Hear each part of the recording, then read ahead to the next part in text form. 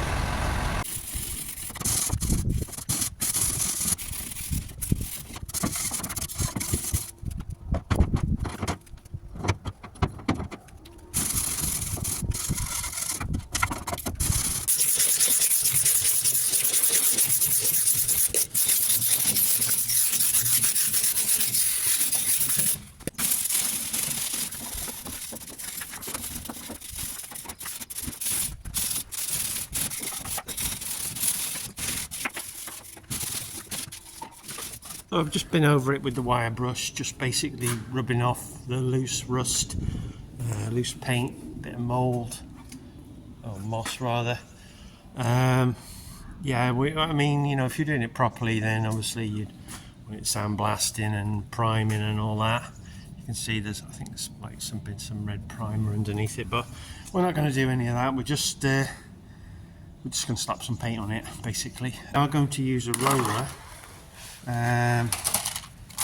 Took a couple of new foam rollers. I've got some cheap old disposable brushes. This is the paint. Now I emailed West and they were very good. They gave me the paint code, which is, if you're interested, RAL 5017, traffic blue. And then for the wheels, I just picked up a small tin of Hammerite smooth yellow. I don't know what the paint code is for the wheels.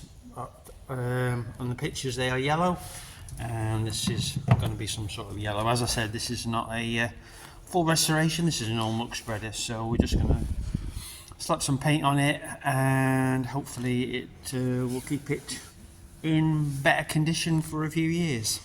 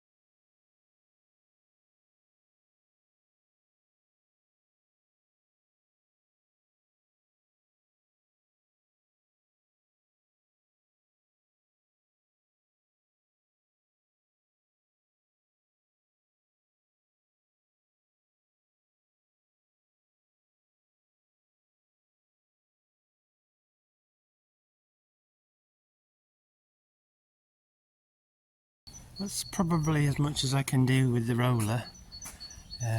Where there's no paint, it really needs 2 coats, but it'll be a case of seeing what paint I've got left at the end when I've done all these bits to undo this bolt, so I can open up the front panel so I can do around that a bit better. And then it's just lots of bits here and there where I can't really get in and do much with the roller, so I want to do the centre of the wheels as well if I can. Places like on here, it's really pitted. Took a bit getting the paint into all the little holes and everything. So looking at the centres, obviously that was blue, but I think, because when you look at the back of the wheel, I don't know whether I can show you, you can see that the rim was blue. So unless someone's repainted it, the old models, maybe they all had blue tyres. Somebody on here will know. I know the modern ones, the wheels are yellow, the rims. So do I go modern or do I go original? I have to think about that one.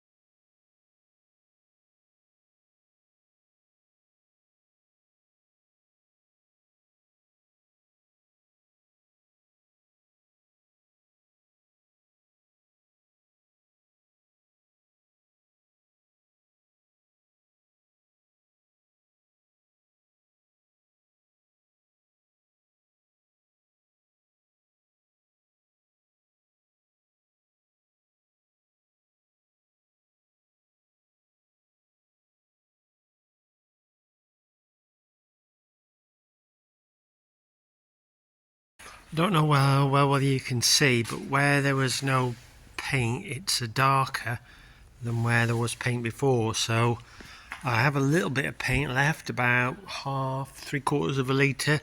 So I'm just going to roller these main panels on the outside with the roller again. I'm not going to do all the little bits I did with the brush. Just going to stop as they are, but things like this might look a little bit better with a second coat on. I may as well use it up. Oh, I've just finished painting. I'm losing the light now, but it is nearly 10 to 5, so the days are drawing out, which is good. I'll take some pictures and a video around in the morning and see what it looks like then. I can't really see now. So this is the next morning, so thought we might do a bit of a walk around now while it's a bit lighter. You can see I went with yellow on the wheels. I wasn't sure about which colour to use, and anyway the choice was made for me when I ran out of blue, but I actually think it looks quite good with the yellow wheels. Left the original Harris sticker, thanks for the people that told me what that was. I couldn't read it for some reason because of the font, but actually when you stand back it's quite obvious that it's Harris, but apparently they're no longer in existence. The blue paint is nicely dry, the yellow is just slightly tacky still yet. That was the last thing I did, and the paint's not quite gone off the same, but this is nice and dry, so I can touch all this, which is great. So get a bit further back so we can get it in shot. I'm actually really pleased with how it's turned out. I used to pull the blue doing that second coat, but I think it was worth it because it definitely looks better. Haven't painted it obviously inside the rotor or inside the machine itself. I might rub some oil on it before I use it. Let's see how it goes. But yeah, it's not looking too bad, is it, for 35 years old? Hopefully it functions like something a bit newer. But yeah, I'm really pleased with it. Now I had made my mind up not to go with the decals, and to be honest it still looks really good without. And the other thing is, this is an 1150 and I can't get stickers for 1150. You can only get stickers or decals for 1300, so I could put 1300 decals on it.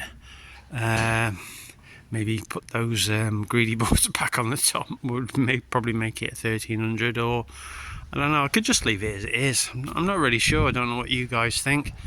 I know there are people that actually you can get to create decals, so maybe we could just get maybe a West sticker or something that we can put on the back side. I might have a look into that. The set of decals from West, who supply them, I think was about 120, 130 pounds. So yeah, don't know about that. But anyway, overall I'm really pleased, and hopefully we can get a dry spell, we can start getting some muck out.